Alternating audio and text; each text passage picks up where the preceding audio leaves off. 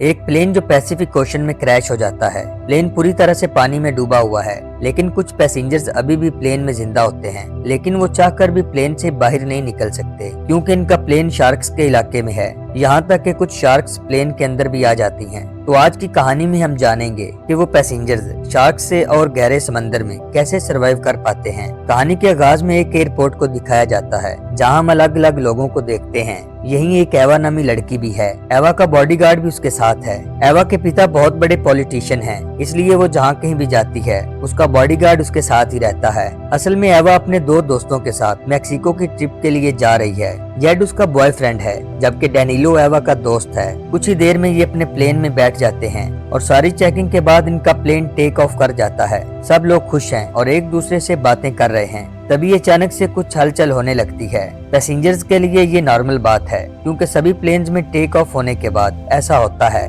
Danilo flight attendant के साथ मस्ती करता है, जबकि एवा उसे इस सब से मना करती है। ये सब एक दूसरे के साथ बिजी होते हैं। तभी प्लेन को एक झटका लगता है जिससे पैसेंजर्स भी डर जाते हैं। पायलट अनाउंस करता है कि कुछ पंछी इंजन से टकरा गए थे, इसलिए अब सब कुछ ठीक है और हर चीज कंट्रोल में है, इसलिए डरने की कोई बात नहीं। तभी एक रोज नामी छोटी बच्ची विंडो से देखती है कि प्लेन का इंजन जल रहा है। रोज अपने साथ बैठी ग्रैंड मदर को इसके बारे में बताती है। जल्द ये बात पूरे प्लेन में फैल जाती है, जिससे डर का माहौल बन जाता है। प्लेन के इंजन में पूरी तरह से आग लग जाती है। इसी बीच पायलट पैसेंजर से अपना सीट बेल्ट बांधने को कहता है। पैसेंजर्स घबरा चुके हैं और वो चिल्लाने लगते हैं। तभी इंजन में से एक मेटल का टुकड़ा प्लेन से टकराकर आर पार हो जाता है, जिससे प्लेन के अंदर हवा बहुत तेजी से आने लगती है। प्लेन में एक बड़ा सा होल हो जाता है, जिससे पैसेंजर्स हवा के प्रेशर से बाहर गिरने लगते हैं। इनका सामान भी बिखर जाता है और जल्दी प्लेन क्रैश होकर पैसिफिक ओशन में गिर जाता है, जिससे पायलट के साथ बहुत से पैसेंजर्स भी मारे जाते हैं। प्लेन इस तरह क्रैश होता है कि उसका अगला हिस्सा चट्टान से अटका रहता है, यानी प्लेन 90 डिग्री के एंगल पर है,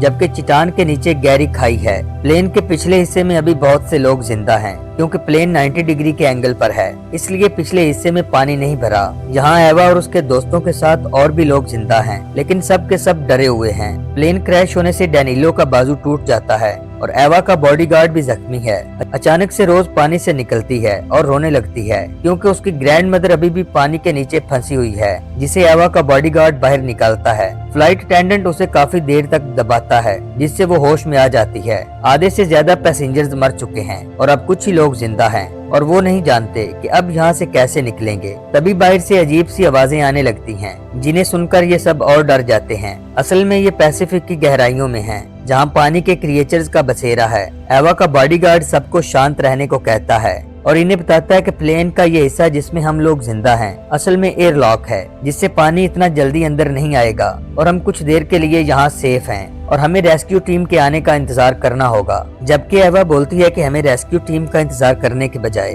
बाहर सतह तक जाना होगा, क्योंकि रेस्क्यू टीम यहाँ कभी नहीं आएगी। वो इसलिए कि कोई नहीं जानता कि हम लोग कहाँ हैं। इस पे फ्लाइट अटेंडेंट इन्हें बताता है कि जब प्लेन क्रैश हुआ था तो पायलट ने एयरलाइन से कांटेक्ट करके उन्हें सारी सिचुएशन के बारे में बता दिया था, इसलिए वो हमें बचाने जरूर आएंगे और तब तक हमें मदद का इंतजार करना होगा। इनके पास अब इंतजार करने के अलावा कोई चारा नहीं। थोड़ी देर बाद ऑक्सीजन की कमी भी होने लगती है। प्लेन में 2 ऑक्सीजन सिलेंडर रखे हुए थे जो बिल्कुल खाली हैं। तभी रोज की ग्रैंड मदर इन्हें बताती है कि प्लेन के अगले हिस्से में एक पेशेंट था जिसके पास उसका अपना ऑक्सीजन सिलेंडर रखा हुआ है, लेकिन प्रॉब्लम यह है कि वो अब डूब चुका है। एवा का बॉडीगार्ड फैसला करता है कि वो प्लेन के अगले हिस्से में जाकर ऑक्सीजन सिलेंडर लाएगा, क्योंकि इन्हें ऑक्सीजन की बहुत जरूरत है और जल्दी वो ऑक्सीजन का बंदोबस्त न कर सके तो सभी दम घुटने की वजह से मारे जाएंगे। बॉडीगार्ड जैसे ही नीचे जाने लगता है तो एवा उससे कहती है कि वहाँ नीचे मेरे हस्बैंड की कैप होगी, उसे अपने साथ लेते आना, क्योंकि मेरे पास उसकी यही एक निशानी है। बॉडीगार्ड पानी के अगले हिस्से में चला जाता है, जहाँ उसे ऑक्सीजन सिलेंडर से पहले कैप मिल जाती है और काफी देखने के बाद उसे वो आदमी भी मिल जाता है जिसके पास ऑक्सीजन सिलेंडर है। बॉडीगार्ड सिलेंडर लेकर जैसे ही वापस जाने लगता है, तभी अचानक से यहाँ एक शार्क आ जाती है और उस पर हमला कर देती है, लेकिन बॉडीगार्ड किसी तरह उससे बचकर ऊपर आ जाता है। सभी लोग डरे हुए थे, क्योंकि पानी के अंदर काफी हलचल हो रही थी। उन्हें लगा कि शायद बॉडीगार्ड मारा गया हो, मगर अब उसे अपने सामने जिंदा देखकर सभी बहुत खुश होते हैं। बॉडीगार्ड ओल्ड लेडी को उसके हस्बैंड की कैप देता है और साथ ही वो इन्हें ऑक्सीजन सिलेंडर भी दे देता है इससे पहले कि वो पानी से बाहर निकलता। तभी नीचे से शार्क उस पे हमला करके उसे अपने साथ ले जाती है। इस सीन को देखकर ये सब और ज्यादा डर जाते हैं। ये इसलिए बचे हुए हैं क्योंकि ये पॉकेट में हैं जहां अभी तक पानी नहीं भरा। ये सब जान चुके हैं कि पानी के अंदर खतरनाक शार्क्स हैं, इसलिए पानी से दूर रहने में ही बेहतरी है। डैनिलो के बाजू में बहुत ज्यादा पेन हो रहा होता है क्योंकि उसकी हड्डी टूट चुकी है। रोज की ग्रैंड मदर पहले आर्मी में एक नर्स थी, इसलिए वो डैनिलो के बाजू पर बैंडेज करती है जिससे उसे काफी राहत मिलती है। और हम समंदर के ऊपर एक हेलीकॉप्टर को देखते हैं। ये रेस्क्यू टीम का हेलीकॉप्टर है और वो क्रैश हुए प्लेन के पैसेंजर्स को सर्वाइव करने आए हैं। इन्हें सबसे ज्यादा एवा की चिंता है क्योंकि वो एक पॉलिटिशियन की बेटी है, लेकिन इन्हें यहाँ कुछ भी दिखाई नहीं देता क्योंकि प्लेन क्रैश होकर पानी में डूब चुका है। जबकि दूसरी तरफ प्लेन के अंदर बहुत ज्यादा हलचल होने लगती है क्योंकि प्लेन में काफी शार्क्स आ चुकी हैं और वो प्लेन में मरे हुए लोगों की बॉडीज को खाने लगती हैं। प्लेन भी आहिस्ता आहिस्ता चट्टान से फिसलने लगता है जिससे पानी भी अब ऊपर की तरफ आ रहा है। पानी ऊपर से भी बहने लगता है और जल्द ही प्लेन का पिछला हिस्सा भी पानी से भर जाएगा। ये सब यहाँ से ना निकल पाए तो बाकी लोगों की तरह ये भी मारे जाएंगे। प्लेन फिसलता हुआ चट्टान के किनारे तक आ जाता है और उसका आगे का हिस्सा चट्टान से बाहर है। प्लेन अगर पूरी तरह से चट्टान से फिसला तो वो समंदर की काली गहराइयों में चला जाएगा जहाँ से किसी का भी लौटना पॉसिबल नहीं। एवा फैसला करती है कि हमें हर सूरत इस प्लेन से बाहर निकलना होगा क्योंकि जल्दी ही यहाँ पानी भर जाएगा और इनके पास वक्त भी कम है। पर इनके सामने सबसे बड़ा चैलेंज शार्क्स हैं जो पानी और प्लेन में कहीं भी हो सकती हैं, जिनसे बच के निकलना आसान काम नहीं। तभी रोज बताती है कि शार्क्स बबल से डरती हैं क्योंकि वो उन्हें पसंद नहीं और ये सब मैंने स्कूल में पढ़ा है। अगर हम शार्क्स के चारों तरफ बबल्स बना दें तो वो हमसे दूर रहेंगी। डैनिलो इन सब को बताता है कि मैंने प्लेन में कुछ ऐसे लोगों को देखा था जिनके पास स्कूबा का सामान है जो कि स्कूबा डाइविंग के लिए जा रहे थे और अगर हमें वो सामान मिल जाए तो हम आसानी से ऊपर तक जा सकते हैं। एवा का बॉयफ्रेंड जल्द ही मायूस हो जाता है और कहता है कि हम मरने वाले हैं और हम में से कोई भी नहीं बचेगा। जेड की बातों से एवा भी डिसपॉइंट हो जाती है और वो वॉशरूम में चली जाती है जहां वो रोकर अपने मन को हल्का करती है। फिर जल्दी एवा अपने इमोशन को कंट्रोल करके बाहर आती है। दूसरी तरफ हम रेस्क्यू हेलीकॉप्टर को देखते हैं जो पानी के ऊपर अभी पैसेंजर्स को ढूंढ रहा है। तभी पायलट्स क्रैश प्लेन के मलबे को तैरते देख लेते हैं जिससे वो समझ जाते हैं कि प्लेन क्रैश होकर यहीं डूबा है। पायलट्स डाइवर्स को पानी के अंदर जाने का कहते हैं और उनके पास 15 मिनट का टाइम है क्योंकि इनके पास फ्यूल भी कम रह गया है। 2 डाइवर्स पानी में कूद जाते हैं और जल्द ही इन्हें डूबा हुआ प्लेन भी मिल जाता है। अचानक से रोज की नजर डाइवर पर पड़ती है और वो सबको बताती है कि वो हमें बचाने के लिए आ गए हैं। ये सब विंडो के पास चले जाते हैं जिससे डाइवर भी इन्हें देख लेता है। डाइवर विंडो के पास आकर इशारों से बात करता है कि तुम सब सेफ हो और जल्द ही तुम्हें यहाँ से निकाल लिया जाएगा। सभी पैसेंजर डाइवर को यहाँ से हटने का कहते हैं क्योंकि उसके पीछे एक शार्क है, लेकिन डाइवर उनकी बात को समझ नहीं पाता। शार्क डाइवर पर हमला करके उसे अपने साथ ले जाती है। ये देखकर सब लोग और ज्यादा मायूस हो जाते हैं जिससे वो समझ जाते हैं कि प्लेन के अंदर दूसरा डाइवर भी था जो कि शार्क का शिकार बन चुका है। एवा का बॉयफ्रेंड कहता है कि अगर हमें डाइवर का सामान और ऑक्सीजन सिलेंडर मिल जाए तो हम यहाँ से निकल सकते हैं। ये देखने के लिए एवा पानी के अंदर जाती है कि वहाँ डाइवर की बॉडी है भी या नहीं। पानी के अंदर उसे डाइवर की बॉडी नजर आ ही जाती है। तभी जेड एक सीट पर खड़ा होकर पानी की सतह को देखता है कि कहीं कोई हलचल तो नहीं हो रही, लेकिन उसे कोई हलचल नहीं नजर आती जिसका मतलब है कि वहाँ शार्क्स भी नहीं हैं और एवा पानी के अंदर जा सकती है। तभी जेड का पाँव फिसलता है और वो पानी में गिर जाता है। ये सब घबरा जाते हैं और जेड को जोर जोर से पुकारने लगते हैं और अगले ही लम्हे वो पानी की सतह पर आ जाता है। जेड हंसने लगता है क्योंकि वो इनके साथ मजाक कर रहा था। तभी नीचे से एक शार्क उस पर हमला कर देती है। वो जेड को अपने साथ ले जा रही होती है तो सभी मिलकर जेड का हाथ थाम लेते हैं और सब बड़ी मुश्किल से उसे ऊपर खींचने में कामयाब होते हैं। जेड की जान तो बच जाती है लेकिन शार्क घुटने से नीचे जेड का पाँव खा चुकी है। जेड का जख्म बहुत गहरा है जिससे उसे थका देने वाला दर्द होता है।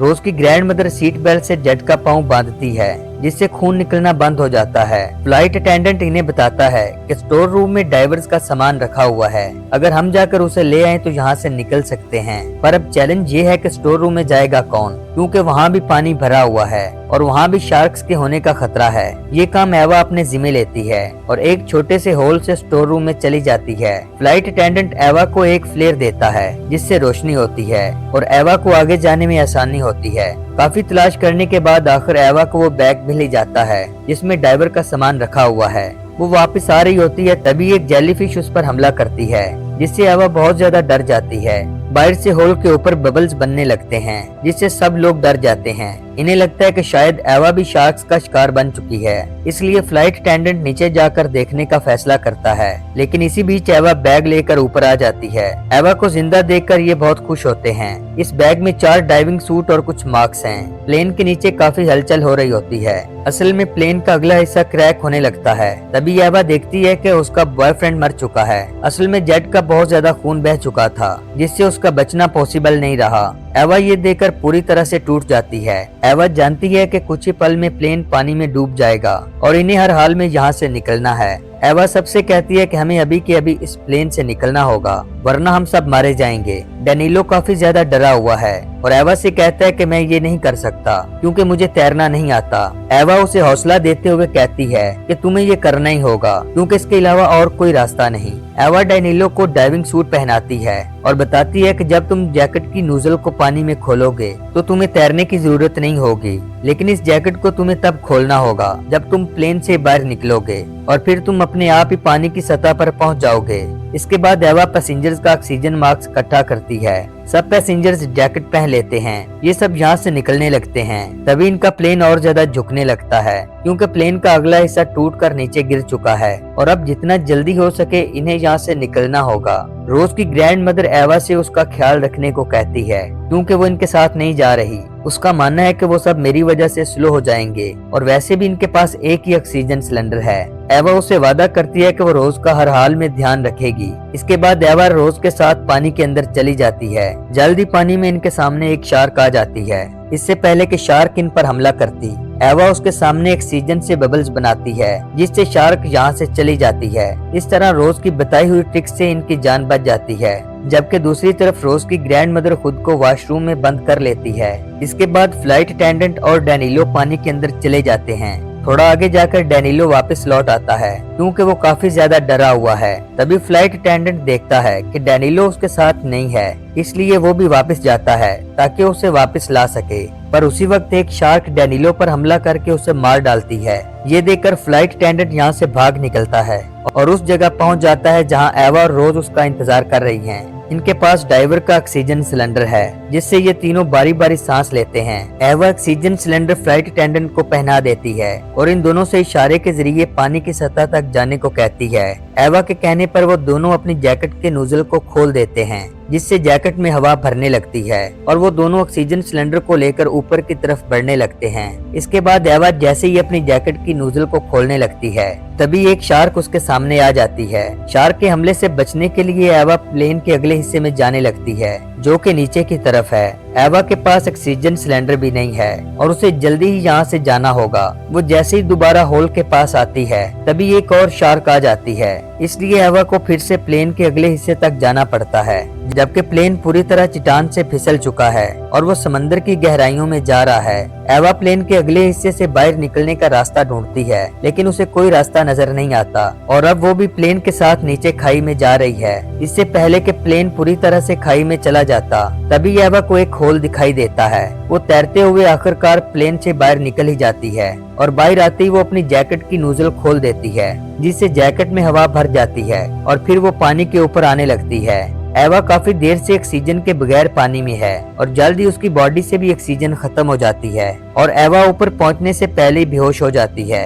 एवा जैसे ही पानी की सतह पर आती है, उसे खुद ब खुद होश आ जाता है। असल में वो जैकेट की वजह से पानी की सतह पर जल्दी से पहुंची थी, वरना उसकी जान जा चुकी होती। वो फ्लाइट अटेंडेंट और रोज को काफी आवाजें लगाती है, लेकिन दूर दूर तक उसे कोई नजर नहीं आता। एवा को लगता है कि शायद वो खो चुके हैं या फिर शार्क का शिकार बन गए हैं। इसी बीच एक हेलीकॉप्टर उसे अपने ऊपर नजर आता है। वो एवा की तरफ एक रस्सी फेंकते हैं, जिसकी मदद से वो हेलीकॉप्टर में पहुंच जाती है, जहां वो रोज और फ्लाइट अटेंडेंट को भी देखती है, जिन्हें देखकर उसे बहुत खुशी होती है कि वो दोनों जिंदा हैं। और इस तरह एवा का वादा भी पूरा हो जाता है, जो उसने रोज की ग्रैंड मदर से उसे बचाने का किया था। इस तरह पूरे प्लेन में से सिर्फ ये तीनों ही जिंदा बच पाते हैं और हेलीकॉप्टर इन्हें यहाँ से लेकर निकल पड़ता है और यहीं इस कहानी का भी एंड हो जाता है। आपको ये कहानी अच्छी लगी हो तो लाइक और सब्सक्राइब कर दें।